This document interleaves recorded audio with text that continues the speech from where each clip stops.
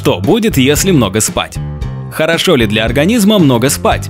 Ученые из Гарвардского университета считают, что избыток сна также губителен для памяти и мышления, как недостаток. Почему?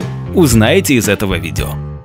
Все мы любим хорошенько выспаться, восстановив свои силы перед началом нового рабочего дня. Однако, как долго нужно спать для того, чтобы получить в результате не только много сил, но и пользу для организма? Британские ученые, основываясь на исследованиях, считают, что избыток сна не менее губителен, чем его недостаток.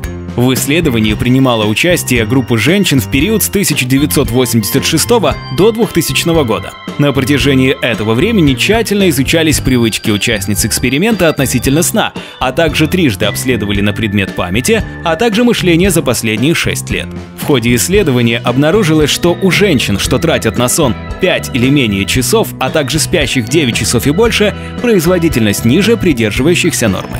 Также было установлено, что недостаток или же избыток сна делает волонтеров психологически старше, сравнительно с теми, кто проводит во сне 7-8 часов. Кроме вышеупомянутых последствий, распространены и более очевидные, такие как, например, ожирение. Эксперименты показали, что у любителей поспать вероятность набрать около 5 дополнительных килограмм за 6 лет на 25% выше тех, чья привычка спать не отклонена от нормы.